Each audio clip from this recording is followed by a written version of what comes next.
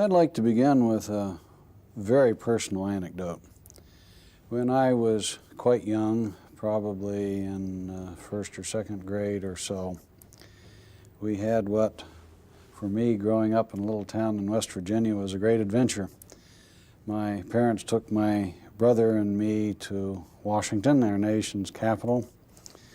We went on the bus. It was a long overnight trip.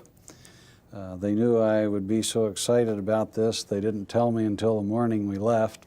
And it was really quite a highlight of my life to get out and see the big, exciting city that's our nation's capital. On the way, we drove through a little town somewhere in Maryland, and the bus pulled up to a restaurant to stop and let people get something to eat. There was a young black man who I suppose, looking back on it, was probably in his early to mid-20s, carrying his little daughter. And when we stopped at that restaurant, they would not serve him, and they would not serve the little girl. And my mother decided that this was not a reasonable thing, and she had heard what the man had tried to order for his little girl, which was a bowl of soup. So my mother ordered an extra bowl of soup. And the waitress, of course, did not refuse her, but before she handed the bowl of soup to my mother, she reached over and just laden it with pepper. And that electric moment has just always been with me ever since, and I think that was the time at which I lost some of my naivete about racial relations in America and so forth. Looking in a more pragmatic context, and I don't think we should be afraid to be pragmatic, one also has to recognize that our society has the makeup that it has, and we know perfectly well within a time frame of 20 years or 30 years exactly what the racial and ethnic makeup of this country is. And on a pragmatic scale, we simply must learn to live and work and advance together. The historical forces make it a difficult task. The current economic forces make it an even more daunting set of problems. But if we are to be a great nation in the future, somehow we have to resolve and come to grips with it. So I think even in a pragmatic sense, as well as a moral sense, we as a leading institution of education and research in the United States in the 1990s must be dedicated to educating increasing numbers of students from the various components of the American population. We must produce from those communities the leaders that the nation's going to need downstream in 20 or 30 years. So there will be no backing off of this institution's commitment to these matters, despite the fact that we are in rather difficult economic times. It's got to be very, very high on our agenda. At the same time, we must never be naive about what is involved, about the depth of effort that is going to be required.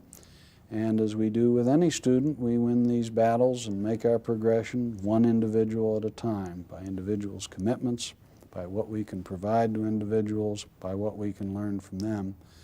And I hope as a leader that I can play at least some modest part in inspiring and leading our community on to undertake this very important role.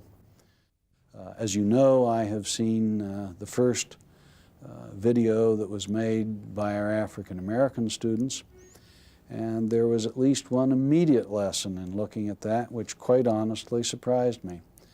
and that was the fact that almost every one of the students, in talking about their personal observations of racial relations and so forth on the campus from their personal perspective, immediately homed in on the instructional aspects of MIT.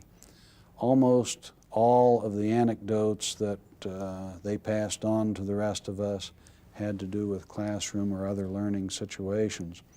That's very important for us all to understand. It certainly is important for me to understand as an administrator and a leader on the campus. The bad news is it shows problems in the most fundamentally important aspect of what we do, but the good news is that's something that we can consciously be aware of and try to work together as a community to improve. So I see this as a wonderful discovery and learning tool, and I'm very grateful to all of you who are participating in the project. You mentioned the question of teaching diversity. I find this a very difficult concept to grapple with. I don't know if it is literally possible to teach diversity in the sense that one can teach electronic circuits or calculus or what have you. My suspicion is that we must accomplish education about multiculturalism, about diversity in our society and our activities on many different planes and through many different mechanisms.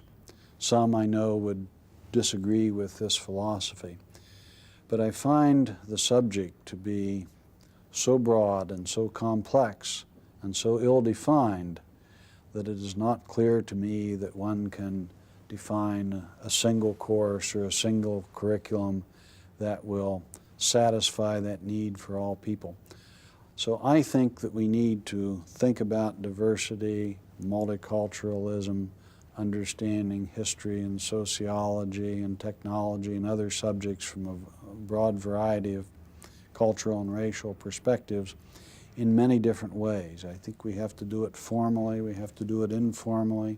This taping project is a beautiful example. Dr. Williams' course is a good example. Mel King's course is a good example. I think we have to do this over and over again in different venues, in different ways to fit different people, and kind of just build up an environment where nobody gets through the Institute without some informal, if not formal, exposure to a disciplined thinking about other cultures, other races. There is no simple answer. If I knew it, I certainly would share it and try to implement it, but I think it's a question we need to keep in front of us. We need to try a lot of experiments. It needs to be part of what we think of as the hidden curriculum at MIT in the same way that professional ethics and other things are, and I hope over time that we can make some progress together.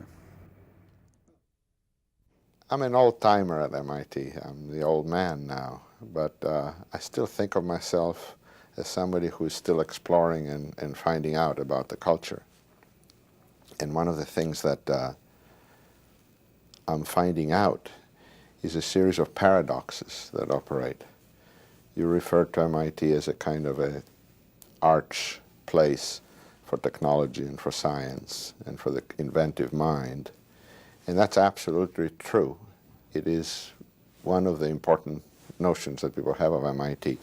I have a little bit different picture of MIT. My picture is one where there is like a soup kettle where a lot of things, different vegetables and so on, are all bubbling up and of a fermentation. And the given in your image or in the metaphor you made and mine is brains. Because the truth is, every time the MIT door opens, brains come in, more brains, the better brains, the new brains. And so that is a given. But what happens inside is really more of the soup in the cauldron than of of a well-developed and rational process. And the question is, when the door opens and brains come in, also a lot of differences, a lot of different elements come in. We call it diversity, and we're very much for it. Everybody is these days. And the question is, how do we deal with it after it's here? And how, when we desire it, how do we bring it about? And how all that works, and whether it works to our satisfaction, to our expectations. Now, the job I have as an equal opportunity officer for the past 13 years, it's a long time, is kind of the official job of reporting to the government about statistics of diversity, telling the world, the country, how we're doing on the issue of integrating differences in our community. And that job is a good job. That part of my job is a good job. MIT is doing well. We have every year on the entering class of freshmen, 30% are Asian American. That's one of the minorities in this country. We're doing very well by them. About 12–14% are what we call underrepresented minorities. We don't have nearly as many. Here, they're still American minorities, blacks, Mexican Americans, Puerto Rican Americans, Native Americans. And that's fine.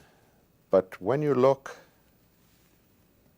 from the inside, I think it's the picture, and my job the past 13 years is a job full of frustration, because we don't anywhere near succeed in this as well as we've succeeded in some other endeavors that MIT has taken. Why and how?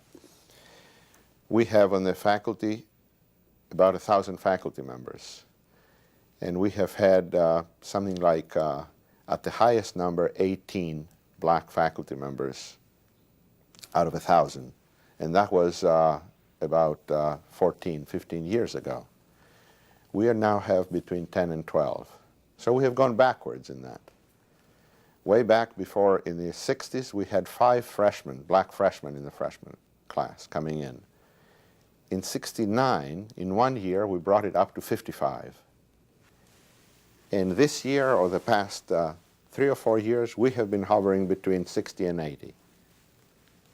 What we find is that we have made some gains, some dramatic gains, very positive gains in the past, and that we're either stuck in some of them or even gone backwards. And so that is a picture of unsuccess. And when I talked about the paradox here, you have this great fame and fortune-making kind of society of young minds, and on the other hand, you have this kind of unsuccess of not meeting what we wish to meet. The time-honored way, when you want to get something done around here, first of all, you got to know not to ask, because you may be told no. It's easier to say, I'm sorry if you fail, than to say, may I? So what would be the experiment that we would start here in the MIT spirit?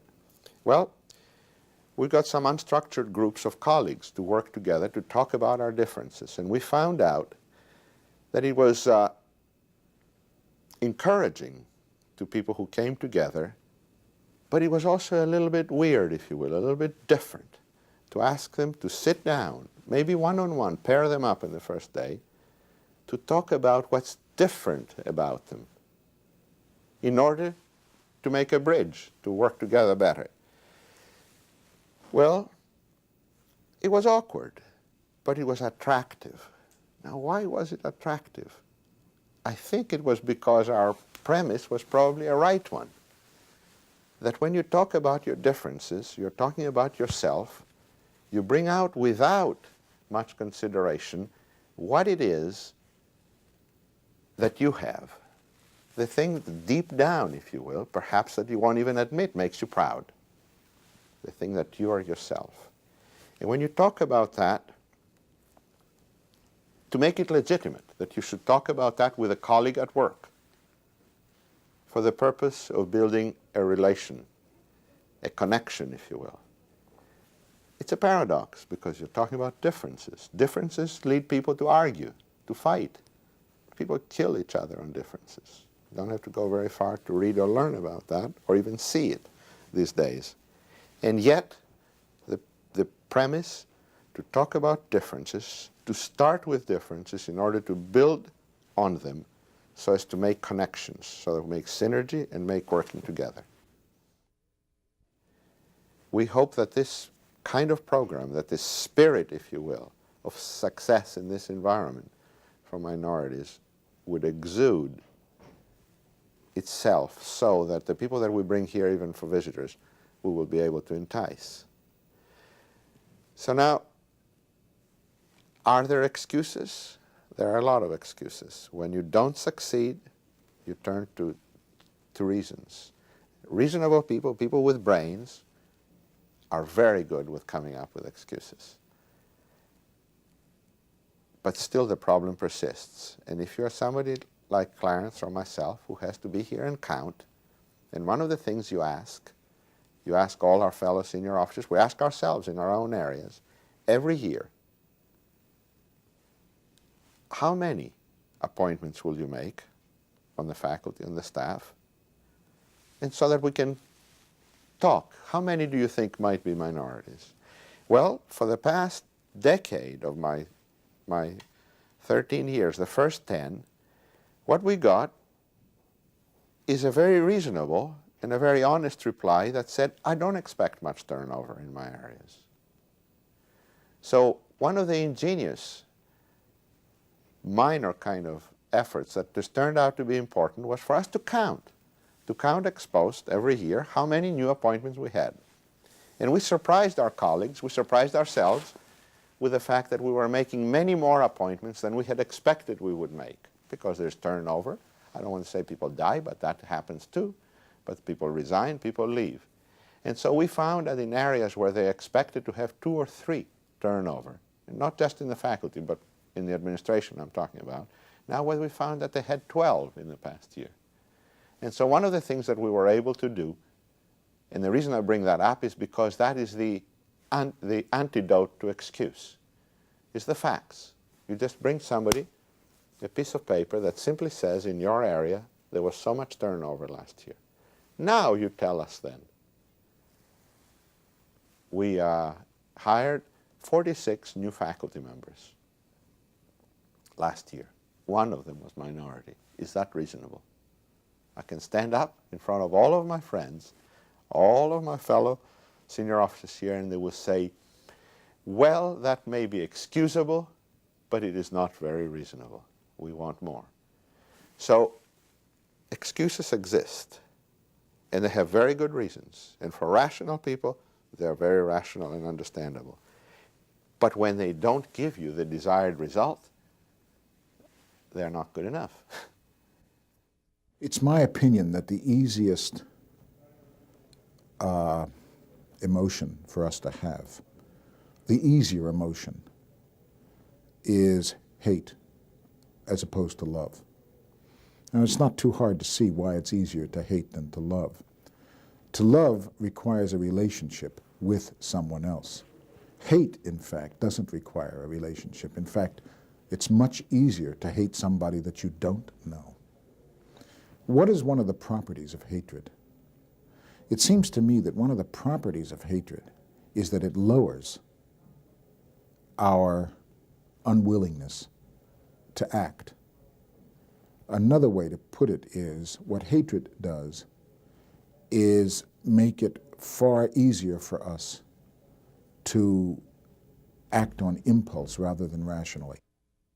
Now, let me give you an example of why I believe that this is something which is instinctual in us and that we have to really be constantly aware of. When somebody says blood, we start to resonate, and we have to say, uh-oh, that's our basic brain resonating.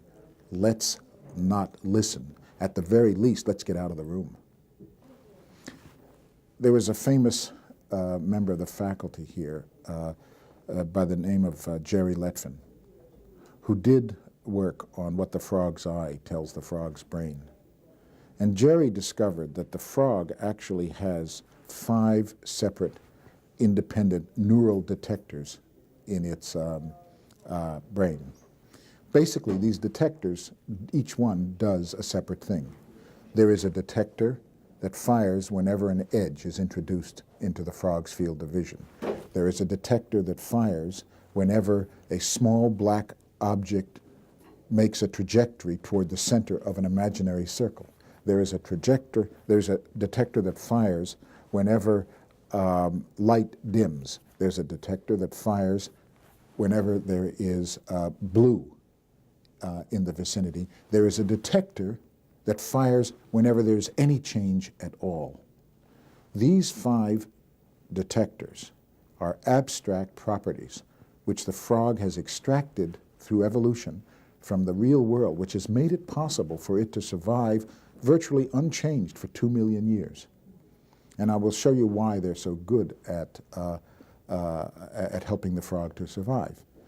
When a detector that sees an edge and a small black dot fires, the frog eats it because it's a fly landing on a twig. Whenever the light dims, the frog jumps towards blue. Why? Because the frog's enemies attack with the sun at its back, and the closer the enemy gets to the frog, the less light gets to the frog's eye. And what does he do when he jumps towards blue? He jumps towards that part of the world which reflects the sky, which is water. Okay. Now, what's this got to do with hatred?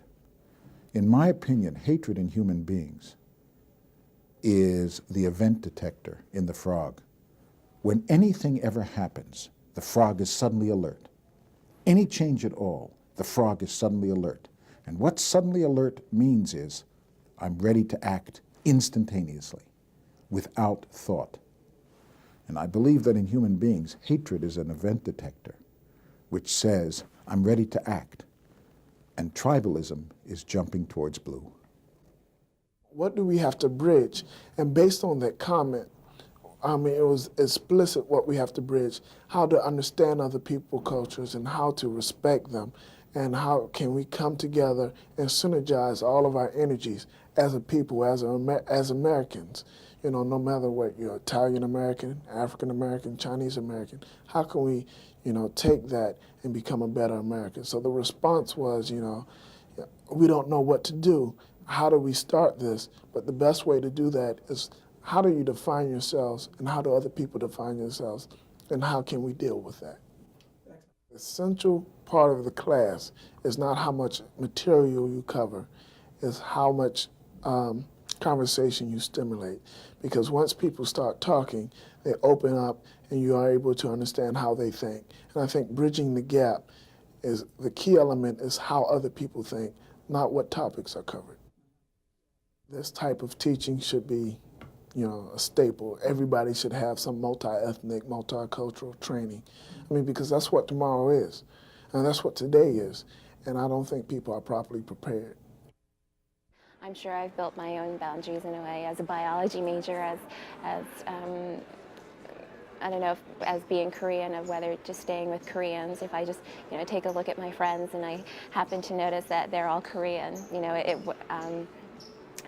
it's provided just a medium for me to communicate with others and to realize that, yes, we have differences, we can bring our unique differences together, and yet we can get along. And so I mean, I'm grateful for that, and it's just, you know, the beginning of this kind of door opening, and hopefully we talked about how we're going to be agents of change, and how we can get kind of a chain reaction going. So, about 3 years ago, it became very clear to me that the student body, particularly the undergraduate student body, was so visibly changing in terms of the students of color. And I think that it was perhaps maybe the first year that we had a freshman class that consisted of more than 50% of students of color and international students. And at that time, I did not feel that we were taking advantage of this rich culture that existed, racial and ethnicity, I would say, here. And so therefore, I thought that it would be a very good idea to begin to give a seminar based on the fact that the large number of students who were on the undergraduate level did not appear to me to be communicating at all with each other. I can tell you basically what the objectives of the seminar are. And I think that I have to preface this by saying that one of the real issues, I believe, particularly in the year 2000, is the fact that that our young men and women who will go into the workforce will have to learn how to deal with more women in the workforce and deal more with the new workers in the workforce. I think that minorities will constitute about 1/3 of the workforce in the year 2000. And also the companies, in order to be internationally competitive, are going to have to be able to deal with the whole issue of teamwork, regardless of who people are, whether they are whether they are people with disabilities, whether they are women, whether they are minorities. So I say all that to say that the objectives of the course really is to try to help young men and women here at MIT to begin to get ready to deal with the workforce in that relationship. And what I really would like to see is an institute developed here at the Institute at MIT that will do more than just the course, but be an agency that will provide lots of kinds of support for helping not only students but faculty who I think need a lot of help in understanding this racial and cultural differences that will not go away but will increase substantially. So I think we need a lot of help to understand some of the differences that exist through our students and hopefully our faculty. I'm not sure that equal opportunity is the right name anymore. I'm not even sure that affirmative action is the right name. I think that we need to look at the whole structure of this whole effort and find a better way of being able to bring people of color and people who have disabilities, women, back together more as a team, and it requires some other kinds of things other than talking about, the affirmative action aspect. I think the numbers are going to take care of itself if you can get people understanding that it has nothing to do with the issue of color or gender and some of the other stereotypes that I think we have. And I think that we need to put more effort on some other things, and I think that'll make a difference. And spending most of their lives living in a future paradise. And spending most of their lives living in a future paradise. They've been looking in their minds for the day that sorrow's lost from time. They keep telling of the day when the Savior of love will come to stay. Tell me who of them will come to be? How many of them are you and me? Proclamation of race relations, consolation is integration. Verification of revelation, acclamation, world salvation, vibration.